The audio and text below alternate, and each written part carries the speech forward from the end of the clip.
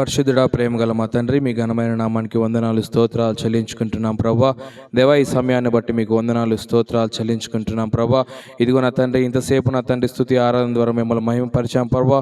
ఆయా పాటల ద్వారా మిమ్మల్ని మహిమపరిచాం ప్రభా. అందుని బట్టి మీకు వందనాలు స్తోత్రాలు చెల్లించుకుంటున్నాం ప్రభా. దేవా నా తండ్రి, మీ వాక్యం వినే సమయం ప్రభా. ఇదిగో నా తండ్రి, మీ దైవదేవస్తుని ప్రభా నా తండ్రి, మీ సిలువు చాటును మరుగుపరుచుకొని ప్రభా, మాకు ఏ వాక్యం అయితే అవసరమో ప్రభా నా తండ్రి, ఆ వాక్యాన్ని మాతో మీరు బోధించమని మీ పాదాలు ప్రడుచున్నాం ప్రభా. అయ్యా నా తండ్రి, వచ్చిన ప్రతి ఒక్కరిని మీరు జ్ఞాపకం చేసుకోండి ప్రభా. ఏ బాధతో వచ్చినారో మాకైతే తెలియదు, మీరు సమస్తం ఎరిగిన దేవుడు నా తండ్రి యేసయ్య. అయ్యా, వాళ్ళ బాధను నా తండ్రి, శోధను నా తండ్రి యేసయ్య ప్రతి ఒక్కటి తీసివేసి ప్రభా, అయ్యా ఇక్కడి నుంచి సమాధానం కలిగిన తండ్రి తిరిగి వెళ్ళుటకు సహాయము దయచేయండి ప్రభా. దేవునికి మహిమ కలుగును గాక. ఇక్కడ వచ్చిన దేవుని బిడ్డలు మీ అందరికీ నా ప్రత్యేకమైన ధన్యవాదాలు తెలియజేస్తుంటున్నా.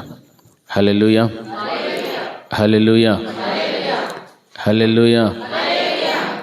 ఈ మాసము ఏ మాసము? మరి క్రిస్మస్ నెలలో మనము దేవుని యొక్క జనన మరణ పునరుద్ధానమును గురించి మనం సర్వసాధారణంగా ధ్యానం చేసుకుంటూ ఉంటాం.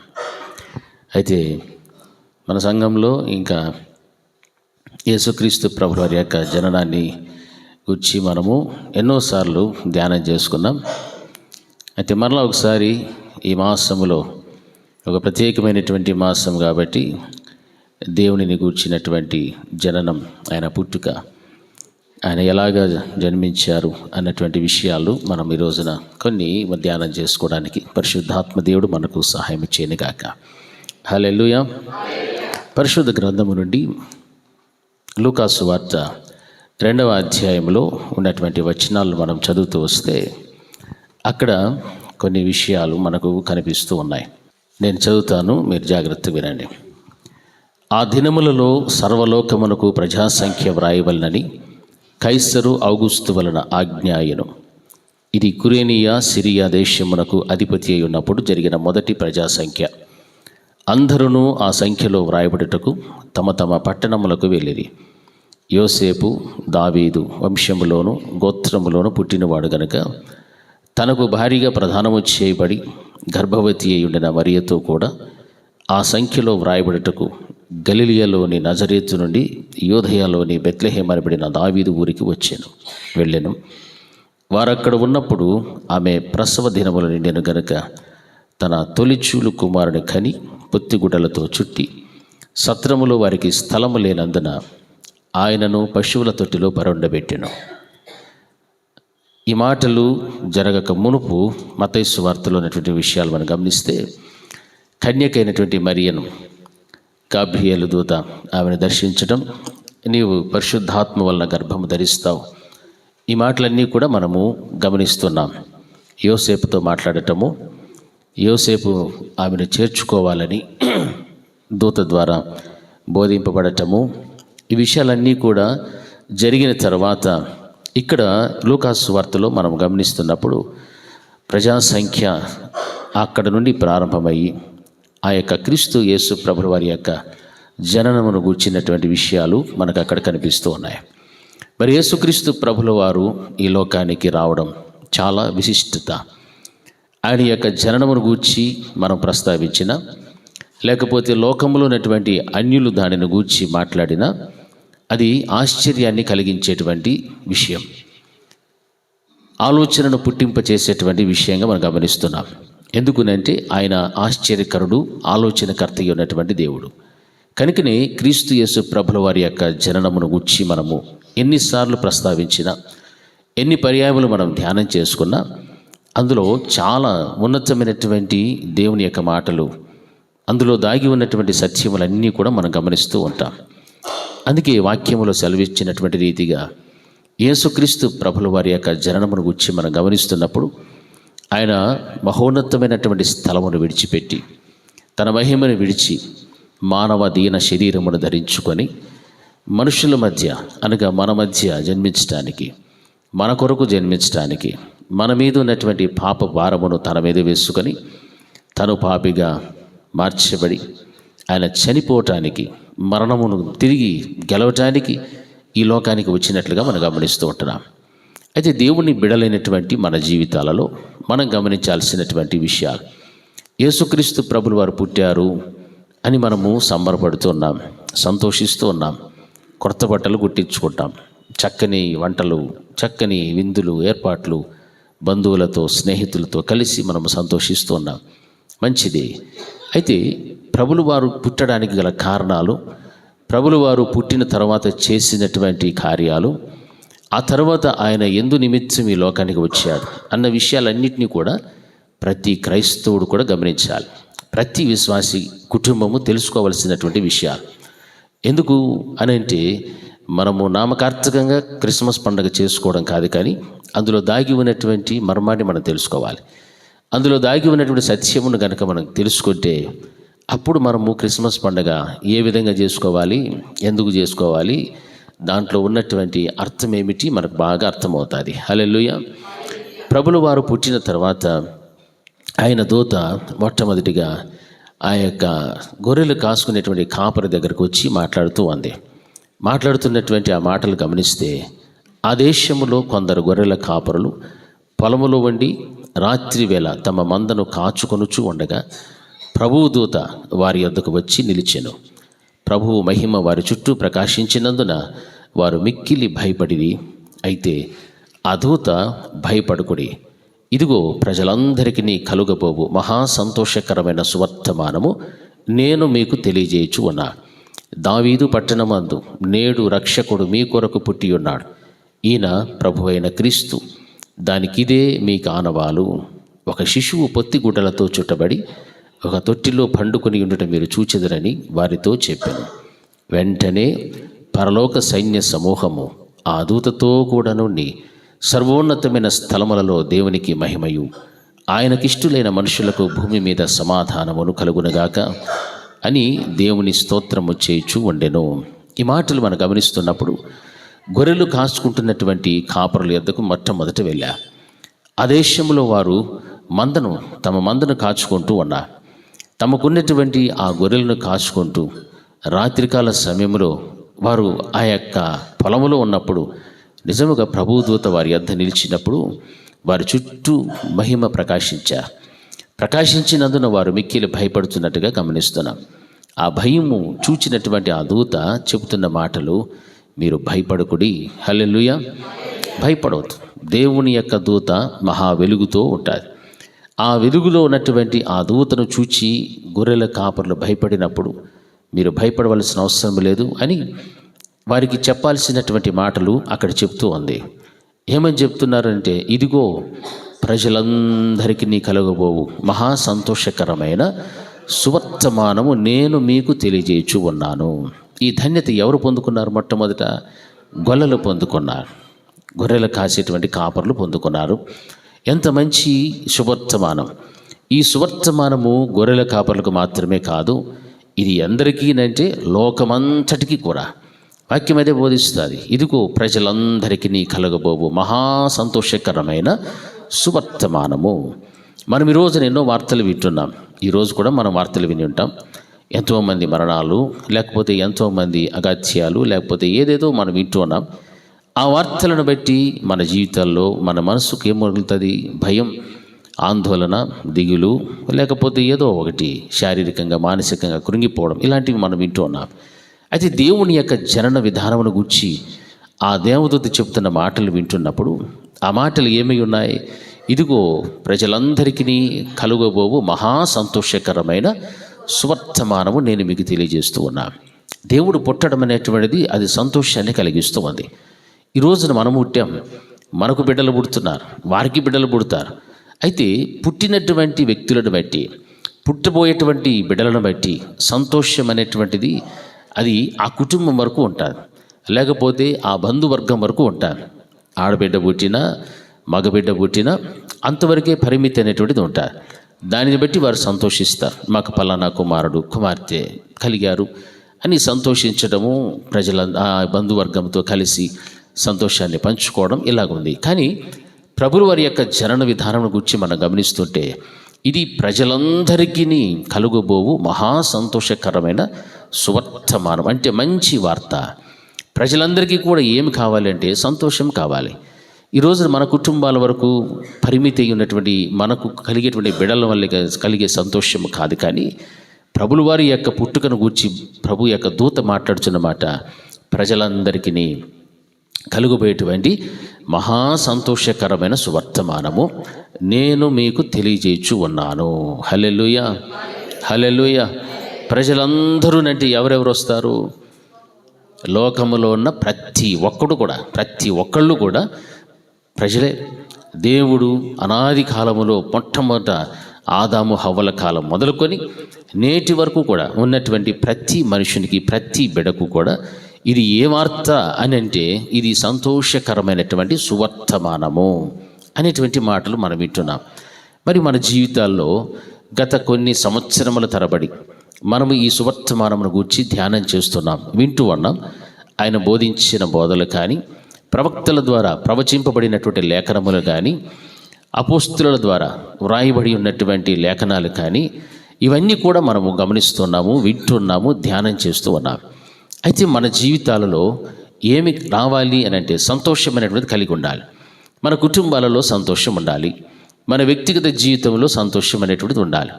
మరి ఎంతమంది జీవితాలలో వారి వ్యక్తిగతంగా, కుటుంబపరంగా సంతోషమును కలిగి జీవిస్తూ ఉన్నారు? ఆ సంతోషం అనేటువంటిదే గనక నీలో ఉంటే, నీ కుటుంబంలో ఉంటే, వ్రాయబడినటువంటి రీతిగా అక్కడ ఏముందంటే దావీదు పట్టణమునందు నేడు రక్షకుడు మీ కొరకు పుట్టి ఉన్నాడు, ఈయన ప్రభువైన క్రీస్తు అని వాక్యం బోధిస్తా. దావీదు పట్టణమునందు ఆయన ఏమగా పుట్టాడంటే రక్షకుడిగా పుట్టాడు. రక్షకుడుగా అనంటే మనకు రక్షణ అవసరం. ఎక్కడి నుండి రక్షణ కావాలి అనంటే లోకంలో నుండి, అపవాదైన సాతానుడి చేతుల్లో నుండి మనకు విడుదల, రక్షణ అనేది కావాలి. ఆ రక్షణ భాగ్యమును అనుగ్రహించటానికే యేసుక్రీస్తు ప్రభుల వారు మానవుడిలాగా దీన శరీరమును ధరించుకొని రక్త మాంసములతో మన కొరకు జన్మించినట్లుగా పరిశుద్ధ గ్రంథంలో మనం గమనిస్తున్నాం. మరి ఆయన పుట్టినటువంటి విధానములో ఉన్నటువంటి విశిష్టత ప్రజలందరూ కూడా తెలుసుకోవాలి. ఎందుకనంటే సంతోషము లేనటువంటి ప్రజలకు, దుఃఖ సాగరములో మునుగుచున్నటువంటి ప్రజలకు, బిడ్డలకు అందరికీ కూడా ఆయన పుట్టాడుక. ఆయన పుట్టిన తర్వాత వారికి దేవుడు ఏమి ఇవ్వబోతున్నాడనంటే సంతోషాన్ని ఇవ్వబోతున్నాడు. వారి కుటుంబాలకు నెమ్మదిని కలుగు చేయబోతున్నాడు. ప్రతి విశ్వాసిని కూడా ఆయన ధైర్యపరచడానికి, ఆయన బిడ్డలుగా మార్చుకోవడానికి, ఆయన కుమారులుగా, కుమార్తెలుగా పిలవడటానికి ప్రభులు వారు ఇంత గొప్ప కార్యం చేయడానికి మన కోసం తన మహిమను విడిచి, మహిమగల రాజ్యమును విడిచి మన కోసం ఈ భూమి మీదకి రావటం జరుగుతోంది. హల్లెలూయా. ఈ జరిగి ఉన్నటువంటి విశేషమును మనం ఇప్పుడు కూడా మర్చిపోకూడదు. వాక్యం అదే సెలవిస్తుంది, మీరు భయపడవద్దు, ఇదిగో ప్రజలందరికీ నీ కలుగబోవు మహా సంతోషకరమైన అని చెప్తున్నాడు. అది మామూలు సంతోషము కాదు, కానీ మహా సంతోషం. మహా సంతోషం అంటే దానికి అవధులు లేవు. అవధులు లేనటువంటి దేవుని యొక్క దేవుడు మనకిచ్చే సంతోషం ఎట్లా ఉంటుందంటే చాలా గొప్పగా ఉంటుంది. మన జీవితంలో మనం ఏదైనా ఒకటి సంపాదిస్తే, లేదు మనం ఏదైనా ఒకటి కొంటే, లేదు ఏదైనా ఒక మంచి శుభవార్త వింటే మనకు సంతోషం వస్తుంది. కానీ ప్రభులు వారు పుట్టినటువంటి విషయాన్ని గురించి ప్రభు దూత ఏమని బోధిస్తుందంటే ఇది మహా సంతోషకరమైన సువర్తమానము అని చెప్తోంది. మరి ఆయన దావీదు పట్టణమునందు నేడు మీ కొరకు రక్షకుడు పుట్టి ఉన్నాడు. హల్లెలూయా. రక్షకుడు, ఆ రక్షకుడు అన్నటువంటి ప్రభు అయిన క్రీస్తు ఆ రోజున అక్కడ పుట్టి ఉన్నటువంటి ఆ సందర్భంలో గొర్రెల కాపరులతో మాట్లాడుచున్న మాట. మరి ఈ రోజున కూడా మన జీవితాల్లో యేసుక్రీస్తు ప్రభుల వారు ఏమై ఉండాలా? పుట్టి ఉండాలి. మన హృదయంలో ఆయనకు స్థానం ఇచ్చి ఉండాలి. మన హృదయంలో క్రీస్తు ప్రభుల వారికి సింహాసనం మీద ఆశీర్వదించేటట్టుగా మన వ్యక్తిగత జీవితాలు ఉండాలి. నీలో, నీ ఇంటిలో నీ యొక్క స్థితిగతులన్నింటినీ కూడా పరిశీలించి పరిశోధించేటువంటి దేవుడు నీ హృదయ అంతరంగములో గనక పుట్టితే నీకు ఏమొచ్చేది అని అర్థం అంటే రక్షణ వచ్చేది దాని అర్థం. హల్లెలూయా. రక్షణ అనేటువంటిది ప్రభుల వారు ఇవ్వాలి, కానీ మనుషుడు ఎవడు కూడా ఇవ్వలేడు. ఆయన లోకమునకు రక్షకుడు, ఈయనే ప్రభు అయిన క్రీస్తు అని చెప్తోంది. ప్రభు అయినటువంటి క్రీస్తు లోక రక్షకుడిగా పుట్టి ఉన్నాడు అంటే లోకములో ఉన్నటువంటి మనందరి కొరకు, మనందరి రక్షణ కొరకు ఆయన పుట్టి ఉన్నాడు. ఆయన ఎలాగ రక్షణ ఇచ్చినాడో తెలుసా? మనకు పుట్టినంత మాత్రాన రక్షణ రాలేదు. పుట్టినంత మాత్రాన సంబరాలు చేసుకున్నట్లుగా రక్షణ మనకు అంత సులువుగా రాలేదు.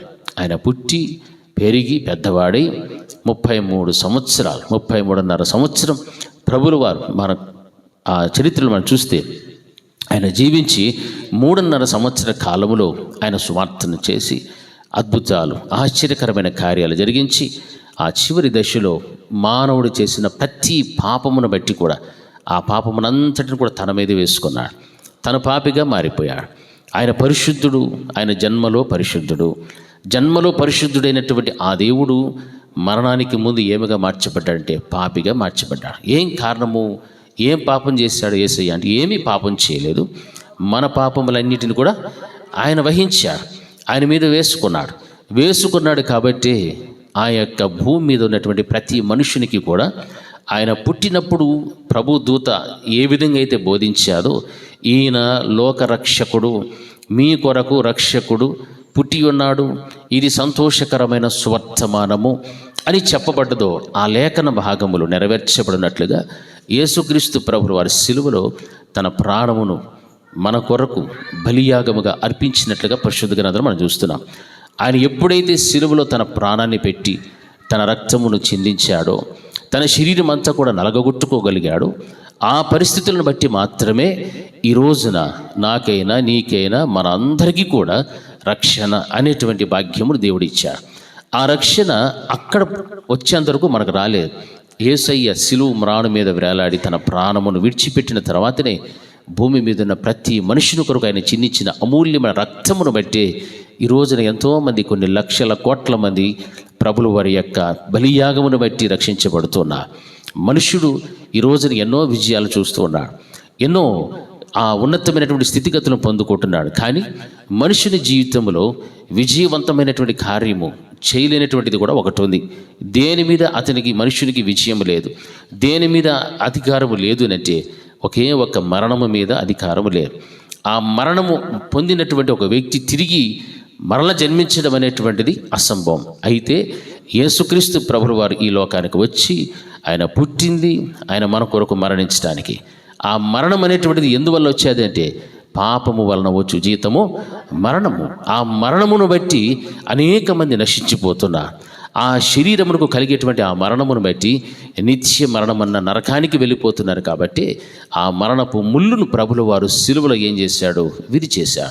విరిచాడు. కాబట్టి మరణము మీద ప్రభులు వారికి జయము సంపాదించుకున్నాడు, మరణమును జయించాడు. ఓ మరణమా నీ ముళ్ళెక్కడా? ఓ మరణమా నీ విజయం ఎక్కడా? నేను దానిని సాధించా, నేను దాని మీద జయము నొందా. కాబట్టి ప్రభులు వారు ఆ పాపం వలన వచ్చు జీతము మరణము అన్నటువంటి మరణాన్ని జయించాడు. కాబట్టి ఈ రోజున మనందరికీ కూడా రక్షణ అనేటువంటిది వచ్చారు. ఆయన రక్తమును చిందించి శరీరమును నలగొట్టుకొని మనకు ఇచ్చిన ఈ రక్షణ చాలా చాలా గొప్పది, చాలా శ్రేష్టమైనటువంటిది ఈ రక్షణ. ఈ శ్రేష్టమై ఉన్నటువంటి ఈ రక్షణను కనుక మనము పోగొట్టుకోకుండా జీవించగలిగితే ఒక రోజున ఆయన తిరిగి సిలువలో తన మరణమును జయించి పునరుద్ధరణి మహిమ కలిగినటువంటి రాజ్యంలోకి ఎలాగైతే వెళ్ళగలిగాడో అదే రీతిగా ఆయన రక్తము ద్వారా సంపాదించుకున్నటువంటి నీ రక్షణను బట్టి నీవు ముందుకు ఆధ్యాత్మికమైన జీవితంలో కొనసాగుతూ వెళ్ళగలిగినట్లయితే ఒక రోజున దేవుడు నీ కొరకు పరలోకపు ద్వారాలను తెరవగలుగుతాడు. ఆ పరలోకపు ద్వారములు తెరిస్తే అప్పుడు నీవు, నీ కుటుంబము, సంఘమంతా కూడా ఎక్కడుంటామో పరలోక రాజ్యంలో ప్రవేశించడానికి అవకాశం ఉంటారు. కాబట్టి నా ప్రియమైనటువంటి దేవుని బిడ్డలారా, వాక్యం సెలవిస్తారు, ఇది మహా సంతోషకరమైన సువర్తమానం, ప్రజలందరికీ కలగబోనటువంటి సంతోషమైన సువర్తమానము. ఈ రోజున ప్రభులు వారు పుట్టాడు అని మనం సంతోషిస్తున్నాం. ఈ సంతోషము దేని వరకు ఉంది తెలుసా? దేహం వరకే మనం సంతోషిస్తున్నాం. దేహానికి సంతోషం, దుస్తులు, క్రొత్త దుస్తులు ధరిస్తాం, నోటికి మంచి రుచికరమైన వంటలు చేస్తున్నాం, ప్రజలందరికీ, మనకు తెలిసిన వాళ్ళందరికీ కూడా మనము సంతోషాన్ని పంచుతున్నాం. ఇది కేవలం దేహానికి సంబంధించింది. కానీ ఈ పుట్టినటువంటి యేసుక్రీస్తు ప్రభులు వారు మన కొరకు ఏమి చేశాడు, ఎందుకు ఆయన చేయాల్సిన పరిస్థితులు వచ్చాయి అనే విషయాన్ని కనుక మనం గమనిస్తే ప్రతిరోజు మన ఇంటిలో ఏముంటుంది? క్రిస్మస్ పండుగే. హల్లెలూయా, హల్లెలూయా. ప్రతిరోజు పండుగ చేసుకోవచ్చు మనం. అంతేకాని ఏదో సంవత్సరానికి ఒకసారి మనం పండుగ చేసుకుంటే ఈ దేహానికి మనము సంతోషాన్ని కలుగజేస్తున్నాం, ఈ దేహానికి మనము తృప్తిని కలుగు చేసేటువంటి రీతిలో మనం పండుగ చేసుకుంటున్నాం. సంవత్సరానికి ఒకటే కదా, సంవత్సరానికి ఒకే పండుగ కదా. ఈ ఒకే పండుగను మనం ఎలా చేసుకోవాలి? చాలా గ్రాండ్గా చేసుకోవాలి. వాళ్ళని పిలవాలి, వీళ్ళని పిలవాలి, అందరిని పిలవాలి, ఇందరిని పిలవాలి, నా తోటి స్నేహితులను, నా అది ఇది అంటాం. కానీ అందులో ఎవరుండరు? యేసయ్య మాత్రం ఉన్నాడు. హల్లెలూయా, హల్లెలూయా. మన దగ్గర చాలా లిస్ట్ ఉంటుంది, ఇది చేసుకుందాము, అది చేసుకుందాము, అది చేద్దామని. కానీ ఆ లిస్టులో ఎవరి పేరు కనపడదో? యేసుస్వామి పేరే కనపడదు. యేసుస్వామి లేకుండా మనం ఎంత గొప్ప పండగ చేసినా అది ఏమైనా ప్రయోజనం ఉందా? లేదు. మరియమ్మ యోసేపు కూడా పండగకి వెళ్ళారు. పండగకి వెళ్ళి ఎవరు మర్చిపోయినారు? యేసయ్యను మర్చిపోయారు. వాళ్ళు వెళ్ళిపోయారు, ఎక్కడికో వెళ్ళిపోయి అప్పుడు కానీ గుర్తురాలేదు వాళ్ళకి. అయ్యో, యేసయ్య ఎక్కడికి వెళ్ళిపోయాడు, యేసు ప్రభు లేడే అని మరలా వచ్చి వెతుక్కుంటున్నారు. అలాగే క్రైస్తవులు ఈరోజు చాలామంది ఉన్నారు. మనం చేసే పండుగలో ఎవరికి ప్రాధాన్యత ఇవ్వాలా? ఎవరికి? నీకు నాకు రక్షణ ఇవ్వటానికి పుట్టినటువంటి ఆ యేసు క్రీస్తుకు, ప్రభు అయిన క్రీస్తుకు నువ్వేమి ఇవ్వాలి? ప్రాధాన్యత ఇవ్వాలి. హల్లెలూయా. ఆయనకు నువ్వు ప్రాధాన్యత. నువ్వు కొత్త బట్టలు వేసుకోకపోయినా పర్వాలే, నువ్వు పిండి వంటలు చేయకపోయినా, బిర్యానీ చేయకపోయినా, 10 మందిని పిలవకపోయినా, నీ హృదయంలో ఎవరుండాలి? అందరూ చెప్పాలి. ఎవరుండాలా? యేసు ప్రభుల వారు ఉంటే నీకు రోజు పండగే. ఆ పండగ చేసుకో. అంతేకాని మనము ఆడంబరాలు లేకపోతే ఇంకొకటి 10 మంది కనిపించేలాగా మనం ఇంకొకటిలాగా మనం చేసుకుంటూ వెళ్తే దానివలన ఏమీ ప్రయోజనం లేదు. ఇవి చేస్తూ ప్రభుల వారిని కలిగి జీవిస్తే అది మనకు సంతోషం. ఆ రోజు ప్రభువు దూత చెప్పారు, ఇది లోకమంతటికి కలుగబోవు మహా సంతోషకరమైన సువర్తమానము అని చెప్పాడు. ఆ సంతోషకరమైనటువంటి సువర్తమానము ఈ రోజున నీవు చాటించే విధంగా ఉండాలి. ఏం చాటిస్తావు ప్రభుల వారిని గూర్చి అని అంటే, నా కొరకు నా దేవుడు పుట్టాడు, నా కొరకు నా పాపముల నిమిత్తమై ఆయన సిలువలో మరణించాడు, నా పాపముల కొరకు, నా కుటుంబం కొరకు, నా సంఘము కొరకు ఆయన ఇప్పటికీ పరలోక రాజ్యములో తండ్రి కుడిపార్శ్వమున కూర్చొని విజ్ఞాపన చేస్తూ ఉన్నాడు. ఇది సాక్ష్యం, నువ్వు చెప్పాల్సిన సాక్ష్యం. క్రైస్తవుడు అంటే ప్రభుల వారి యొక్క జనన మరణ పునరుద్ధానమును గూర్చి నువ్వు చెప్పగలిగితే అందులో నుండి అనేకమైన సత్యాలు ప్రభుల వారు నీతో మాట్లాడతారు. అందులో నువ్వు ఎవరికైతే బోధిస్తావో, ఎవరికైతే నువ్వు ప్రభుల వారిని గూర్చి చెప్తావో, వారు కూడా దేవుని మార్గంలో నడవటానికి అవకాశం ఉంటారు. కాబట్టి నా ప్రియమైనటువంటి దేవుని బిడ్డారా, వాక్యం సెలవిచ్చిన రీతిగా ఇది సంతోషకరమైన సువర్తమానము. ఇది సంతోషకరమైన సువర్తమానం. ఈ సంతోషాన్ని కలిగించేటువంటి ఆయన జననంను నీవు మర్చిపోకూడదు. మర్చిపోకూడదు అంటే క్రిస్మస్ పండుగ 25 డిసెంబర్ చేసుకోవడం కాదు. ప్రతిరోజు కూడా నా యేసయ్య నా కోసము పుట్టెను. హల్లెలూయా.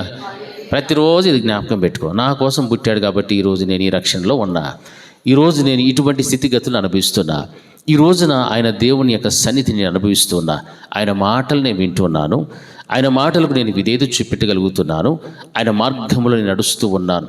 ఇలాంటి తృప్తికరమైన జీవితాలు మనకుండాలి. అంతేకాని సంవత్సరం అంతా కూడబెట్టి పడిషేరు కోసమో, లేకపోతే ఒక నెక్లెస్ కోసమో, లేకపోతే ఇంకో దానికోసమో కూడబెట్టుకొని డిసెంబర్ 25 తేదీ అన్నీ ధరించుకొని దగదగదగదగానే వచ్చేస్తే ఏమైనా ఉపయోగం ఉంటుందా? అట్లా వాళ్ళు ఎవరిని ఉంటే అవన్నీ ఏం అవసరం లేదు మనకి. హల్లెలూయా. ఇక్కడ ఎవరుండాలమ్మా? కుర్చీలో వాళ్ళగా గట్టిగా చెప్పాలా? ఎవరుండాలి ఇక్కడ? యేసయ్య ఉంటే నీకు రోజు పండగే. యేసయ్య లేకుండా నువ్వు ఎన్ని పండగలు చేసినా అది పండగ కాదు. వాక్యం సెలవిస్తా, నేడు రక్షకుడు మీ కొరకు పుట్టి ఉన్నాడు. మనం గమనించాలి, ప్రతి వారం, ప్రతి సమయంలో, ప్రతి సందర్భంలో దేవుని వాక్యాన్ని వింటున్నాం కదా. వింటున్నటువంటి వాక్యం నీలో పని చేయడం ప్రారంభించాలి. నీలో పని చేస్తూ ఉందినంటే నీ లోపల ఎవరున్నారో ఉంటాడు. నీలో పని చేయలేదు అంటే అక్కడ ఎవరు లేరు? లేడు. మరి మన వాక్యం, మనం వింటున్నటువంటి గ్రహిస్తున్న ఈ వాక్యం నీలో పని చేస్తుందా లేదా? ఇప్పుడు చెప్పాలా, ఎంతమందిలో పని చేస్తుంది? 1, 2, 4, 5 చేతులు. మిగతా చేతుల్లో గిర్రలు తప్ప, హృదయంలో ఖాళీ తప్ప ఇంకేమీ కూడా ఉన్నట్టా లేనట్టా? హల్లెలూయా. లూకాసు వార్తలోనే ఒక మాట ఉంది, ఒక మనిషిని అపవిత్రాత్మ పట్టి వదిలి వెళ్ళిపోయిన తర్వాత, మళ్ళా వెళ్ళిపోయిన తర్వాత అది చెప్పాలా, ఆ ఇల్లు ఎట్లుండింది? ఊడ్చి అమర్చి చక్కగా ఉందంట. ఎందుకు? అందులో ఉన్న దురాత్మ విడిచిపెట్టి వెళ్ళిపోయాది. అది ఊడ్చి అమర్చి ఉండటం చూచి దానికి ఎక్కడ కూడా ఉండటానికి నివాసము స్థలము లేనందున మరలా ఏడకొచ్చింది.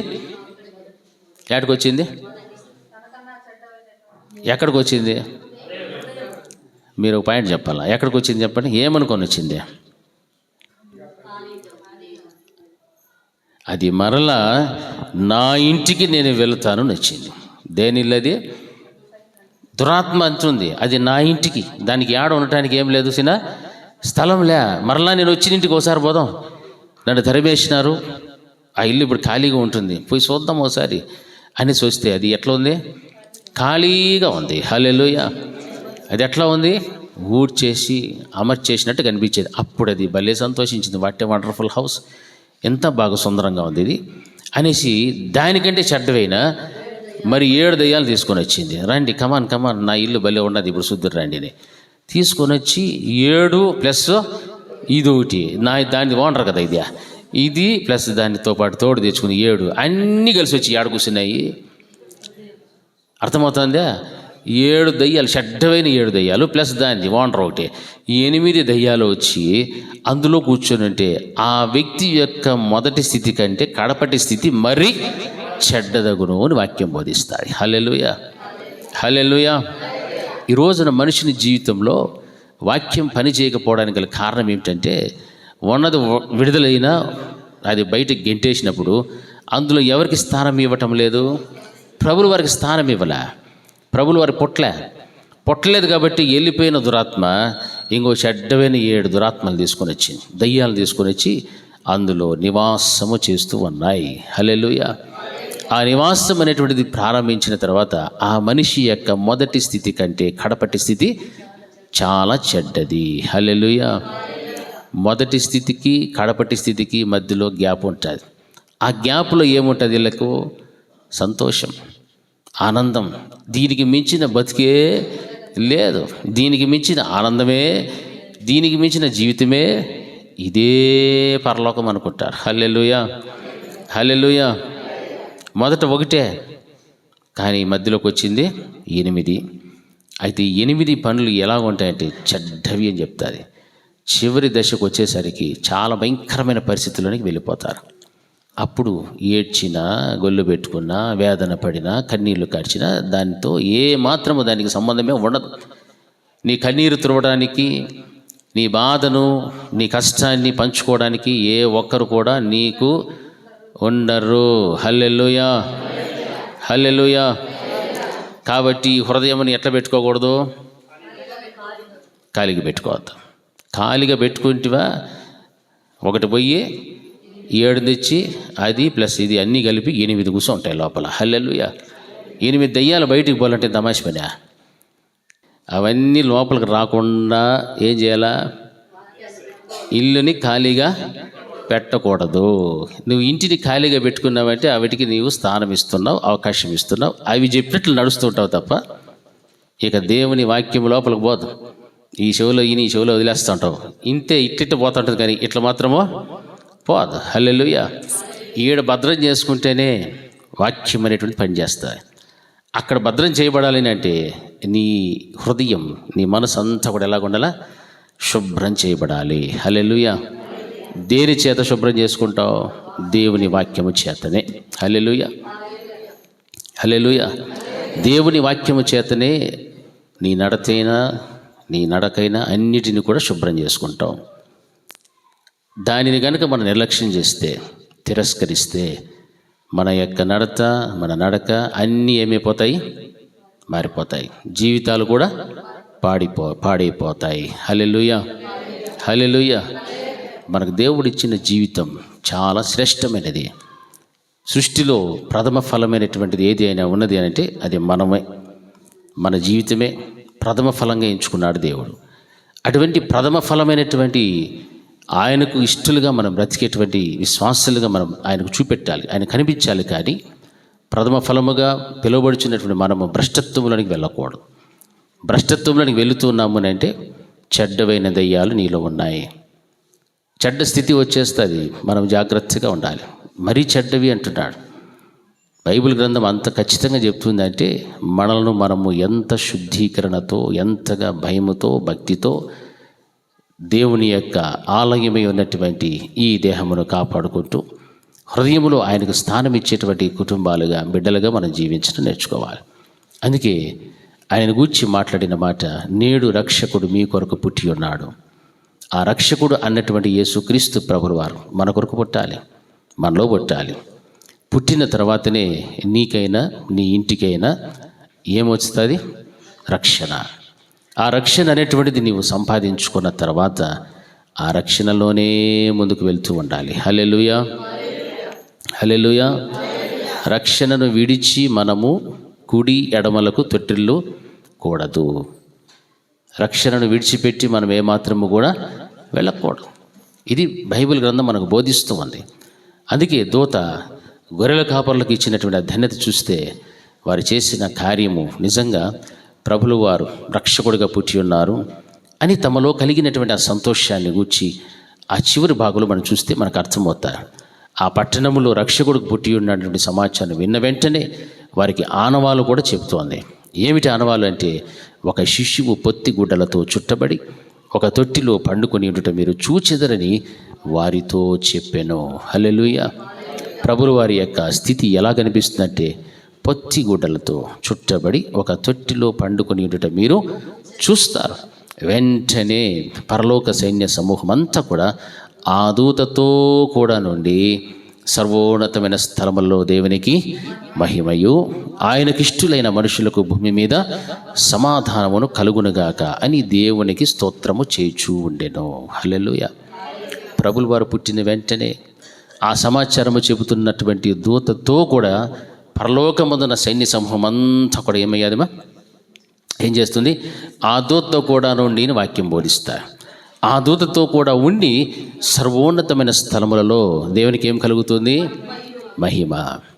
ఎందుకు దేవునికి మహిమ కలుగుతుంది? సర్వోన్నతమైన స్థలములలో అద్వితీయ కుమారుడైనటువంటి యేసుక్రీస్తు ఆయన చేయబోతున్నటువంటి కార్యం, ఆయన వచ్చిన కారణమును నెరవేర్చడానికి ఇష్టపడి తండ్రికి విధేయత చూపెట్టి అవిధేయత అనేటువంటిది లేకుండా తండ్రి మాటకు లోబడి పాపులైనటువంటి మనుషుల కొరకు ఆయన చేయబోతున్నటువంటి కారణమును బట్టే అక్కడ ఏం కలుగుతుందంటే దేవునికి మహిమ కలుగుతూ ఉంది. హల్లెలూయా, హల్లెలూయా.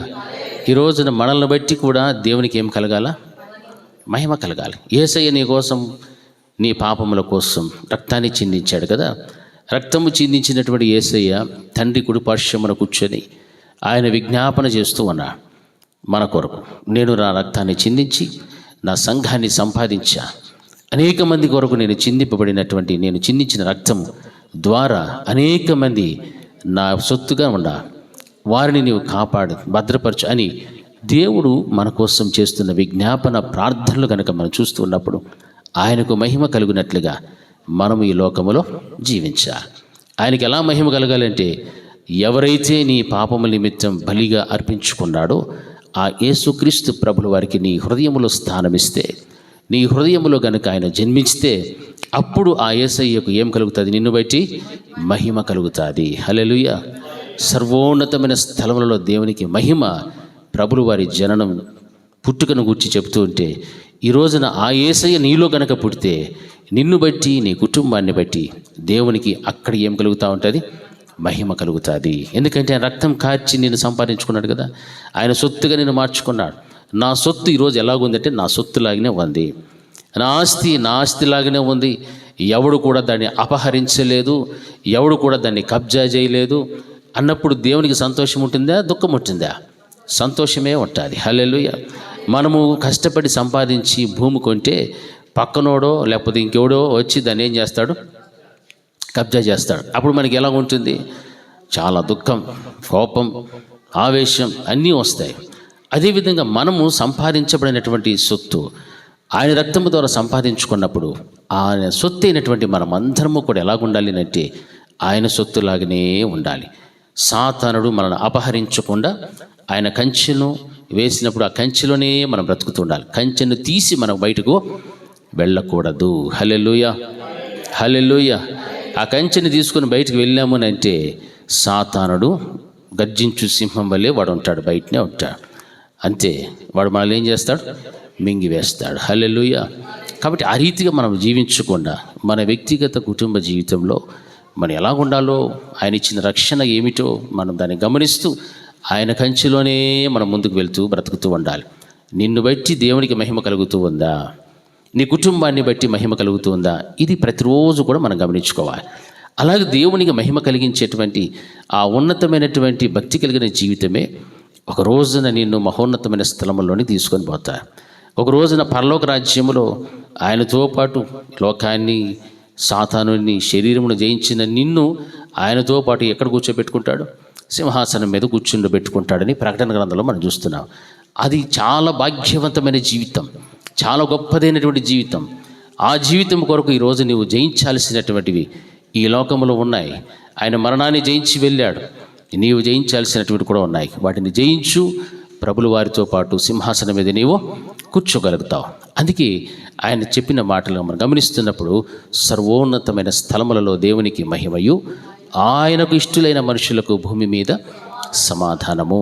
ఈ రోజున నీకు సమాధానం, సంతోషం ఇవన్నీ కూడా ప్రభుల వారి యొద్ద నుండి నీవు సంపాదించుకోవాలి అని అంటే నీవు బ్రతికినంత కాలము, జీవించిన దినములన్నిటిలో కూడా ఆయనకు ఇష్టురాలుగా నీవు బ్రతికి చూపెట్టాలి. హల్లెలూయా. అలాంటి వ్యక్తిగతం నీలో ఉండాలి.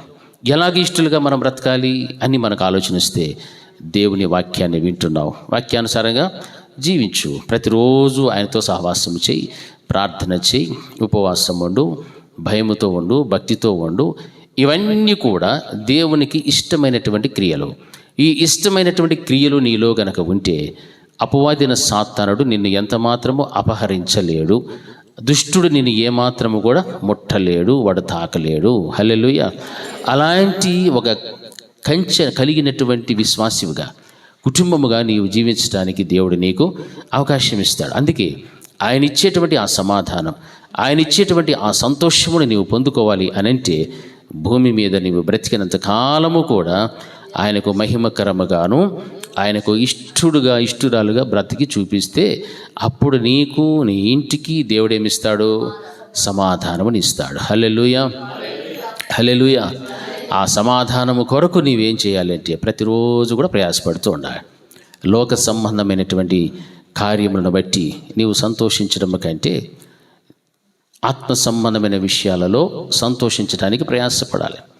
వాక్యములో ఓ మాట ఉంది, యెషయా గ్రంథం 9వ అధ్యాయములో యెషయా ప్రవక్త ద్వారా ప్రవచింపబడినటువంటి లేఖనాలు ఎన్నో అక్కడ మనం చూస్తుంటే 6వ వచనంలో ఎన్నున్నాయి. ఏది ఉందంటే, మనకు శిశువు పుట్టెను, మనకు కుమారుడు అనుగ్రహింపబడెను, ఆయన భుజము మీద రాజ్యభారముండును, ఆశ్చర్యకరుడు, ఆలోచనకర్త, బలవంతుడైన దేవుడు, నిత్యుడగు తండ్రి, సమాధానకర్తయగు అధిపతి అని అతనికి పేరు పెట్టబడును. హల్లెలూయా. పేరు పెట్టబడతాయి. ఇది యేసుక్రీస్తు ప్రభువు వారికి మునిపే యెషయా ప్రవక్త ద్వారా వ్రాయబడినటువంటి మాటలు. ఆయనను గూర్చినటువంటి ఈ మాటలు మనం చదువుతున్నప్పుడు నిజంగానే మనకు శిశువుగా పుట్టాడు, కుమారుడుగా అనుగ్రహించబడ్డాడు. ఎందు నిమిత్తము కుమారుడు అనుగ్రహించబడ్డాడు? మన పాపముల కొరకు ఆయన జన్మించి, మరణించి, మరణాన్ని గెలిచి తిరిగి పునరుద్ధానుడై ఆ యొక్క మహిమగల దేశంలో ప్రవేశించడానికి. హల్లెలూయా. ఆయన భుజముల మీద రాజ్యభారం ఉంది. ఆ పరలోక రాజ్యభారం ఆయన మీద ఉంది కాబట్టే ఆ భారమును బట్టే భూలోకానికి వచ్చాడు. ఆ భారమును బట్టే ప్రతి మనుషుని కొరకు తన రక్తమును చిందించాడు. తన శరీరం నలగొట్టబడుచున్నా కానీ ఎంత మాత్రము కూడా మాట్లాడలేదు, ఎంత మాత్రము కూడా ఆయన నోరు విప్పలేదు, మౌనాన్నే చూపెట్టాడు. అంత గొప్ప కార్యాన్ని చేసినటువంటి ఆ దేవుణ్ణి మనం గమనిస్తే నిజంగా ఎంత ఉన్నతమైనటువంటి దేవుడు, ఎంత ప్రేమ కలిగినటువంటి దేవుడు మనం ఆలోచన చేయాలి. మరి ఈరోజు నా దేవుణ్ణి మనము దుఃఖపెట్టకూడదు. ఆ దేవుణ్ణి ఎప్పుడు కూడా మనము సంతోషపరిచేటువంటి బిడలుగా ఉండాలి. ఆ దేవుని కొరకు మనం ఏం చేయడానికైనా అడుగు ముందుకు వేసేటువంటి విశ్వాసాలుగానే మనం బ్రతకాలి. అందుకే ఆయన గూర్చి మాట్లాడుతున్న మాట, ఆయన ఆశ్చర్యకరుడు, ఆలోచనకర్త, బలవంతుడైన దేవుడు. ఆయన బలము కలిగినటువంటి దేవుడు కాబట్టి మరణాన్ని గెలిచాడు. ఆయన బలము కలిగినటువంటి దేవుడు కాబట్టి సాతాను చేతుల్లో నుంచి మనందరినీ కూడా విడిపించాడు. అంత ఉన్నతమైనటువంటి ఆ దేవునిని కలిగిన మనము నిజంగా ధన్యులం. వాక్యం అదే బోధిస్తారు. ఆ రీతిగా దేవుడి గురించి మాట్లాడుతూ దేవుడు నిత్యుడుగు తండ్రి, సమాధానకర్తయగు అధిపతి. హల్లెలూయా. సమాధానకర్త, ఆయన అధిపతి, సమాధానకర్తయగు అధిపతి అని చెప్తున్నాడు. నీ కుటుంబానికి సమాధానం రావాలి అంటే దేవుడే సమాధానం ఇవ్వాలి. మనుష్యుడిగా ఎవరు కూడా నిన్ను సమాధానపరచలేరు. మనుషులుగా నిన్ను ఎవరు ధైర్యపరచలేరు, ఓదార్చలేరు. ఎవరు నీకు సమాధానం ఇస్తారు? సమాధానకర్తయగు అధిపతి అయినటువంటి ఆ యేసయ్య ఒక్కడే. హల్లెలూయా. ఆయన నీకు సమాధానం ఇస్తాడు, ఆయన నీకు సంతోషాన్ని ఇస్తాడు, నెమ్మదిని ఇస్తాడు, ధైర్యమునిస్తాడు, ఓదార్పునిస్తాడు, ఆదరించగలుగుతాడు. ఈ కార్యాలన్నీ కూడా ఆయనలో ఉన్నాయి కాబట్టి ఆ గుణగణాలన్నిటిని గూర్చి కూడా యెషయా ప్రవక్త చెబుతూ ఇలాగని అతనికి ఏమవుతుంది? పేరు పెట్టబడును. హల్లెలూయా. యేసయ్యకు ఎన్ని గుణగణాలతో కూడినటువంటి వ్యక్తిగా పేరు పెట్టబడును. హల్లెలూయా. అందుకే ఆయన పుట్టిన తర్వాత ప్రభుదూత మాట్లాడుతూ ఆయనకు ఇమ్మానుయేలు అను పేరు పెట్టుదురు. హల్లెలూయా. ఇమ్మానుయేలు అంటే దేవుడు మనకు తోడై ఉన్నాడు అని అర్థం. మరి ఆయన తోడుగా ఉంటేనే ఇవన్నీ కూడా మన జీవితంలో నెరవేరుతాయి. ఆయన తోడుగా లేకపోతే ఆయన కార్యాలు, ఆయనలో ఉన్నటువంటి దయ, ప్రేమ, వీటిని బట్టి ఏ కార్యము కూడా మన ఇంటిలో, మన వ్యక్తిగత జీవితంలో జరగవు. హల్లెలూయా. హల్లెలూయా. కాబట్టి ఇమ్మానుయేలుగా పుట్టిన దేవుడు నీకు, నీ ఇంటి వారికి ఆయన ఎలాగ ఉండాలా? తోడుగా ఉండాలి. హల్లెలూయా. హల్లెలూయా. ఎవరు మనకు తోడుగా ఉండాలా? అది. హల్లెలూయా. ఏ దేవుడు? ఆ దేవుడు పెట్టబడిన పేరులో దాగి ఉన్న అర్థం ఏమిటినంటే దేవుడు మనకు తోడై ఉన్నాడు. ఈ రోజున నీకు, నాకు, మనందరికీ కూడా ఆయనే తోడు. ఆయన తోడుగా పెట్టుకుంటే ఆయనలో గూర్చిన మాటలు ఏమున్నాయి? ఆయన భుజం మీద రాజ్యభారము. ఆ భారాన్ని బట్టి మనల్ని ఏం చేసుకుంటాడు? దేవుడు కాపాడుకుంటాడు, రక్షించుకుంటాడు. ఆశ్చర్యకరుడు, ఆలోచనకర్త.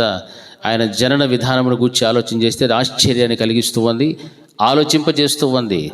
మనల్ని బట్టే ఆయన పుట్టాడు. ఆశ్చర్యకరమైన విషయం, ఆలోచింపదగ్గాల్సినటువంటి విషయం. ఎవరు కూడా మన పాపముల కొరకు, ప్రాయశ్చిత్తము కొరకు పుట్టలే. ఏ ఒక్కరు కూడా ముందు నిలబడలేదు నేనున్నాను మీకు అని. యేసుక్రీస్తు ఒక్కడే. హల్లెలూయా. ఆయన ఒక్కడే మన కోసం పుట్టాడు, మన పాపములను వహించటానికి, మన పాప భారమును మనల నుండి తీసివేయటానికి, అపవాదైన దుష్టు నుండి మనల్ని విడిపించటానికి ఆయన వచ్చి పుట్టాడు. కాబట్టి ఆయన ఆశ్చర్యకరుడు, ఆలోచనకర్త. తర్వాత ఏమంటున్నాడు? బలవంతుడైన దేవుడు, బలము కలిగినటువంటి వాడు. మరణ బలము కలిగినటువంటి అపవాదిని జయించి ఆ మరణపు ముళ్ళును కూడా విరిచినటువంటి దేవుడు. కాబట్టి ఆయన బలవంతుడైన దేవుడు, నిత్యుడగు తండ్రి, సమాధానకర్తయగు అధిపతి అని అతనికి పేరు పెట్టబడును. మరి జరిగేదా లేదా ప్రభుల వల్ల ఈ నెరవేర్పు? జరిగేదినా? జరిగిందా? జరగలేదా? సరిగ్గా చెప్పాలి మీరు. ఆడ ఒత్తులు గన మారిపోయినాయి అంటే అర్థాలే మారిపోతాయి. జరిగేదినా? జరిగిందే? జరుగుతుందా? జరగలేదా? ఎప్పుడు జరిగింది? ఎప్పుడో ఎందాక ఒక డేట్ ఉంది దానికి. ఎప్పుడో నేను పుట్టకముందే కరెక్టే, కానీ ఒక డేట్ ఇచ్చినాడు దేవుడు. ఏ డేట్ అది? 25, 2025 దాకా 2025 సంవత్సరాలకు పూర్వమే ఆయన ఈ గొప్ప కార్యాన్ని ఆయనలో నెరవేర్చబడ్డది. హల్లెలూయా. ఆ నెరవేర్పు అనేటువంటిది ఎవరిలో చూస్తున్నామో? యేసయ్యలో ఒక్కరిలోనే ఉంది, కానీ ఇంకెవరిలో కూడా లేదు. భూమి మీద అప్పటి నుంచి ఇప్పటికి కొన్ని లక్షల కోట్ల మంది పుట్టారు, చచ్చిపోయారు. చచ్చినోడు చచ్చినట్టుగానే ఉన్నాడు, కానీ తిరిగి లేవలేదు. ఎవడూ లేదు. చచ్చినోడు చచ్చిపోయాడు అంతే. చచ్చిన వాళ్ళు చచ్చినారు, కానీ ఎవడు కానీ మరలా లేలే.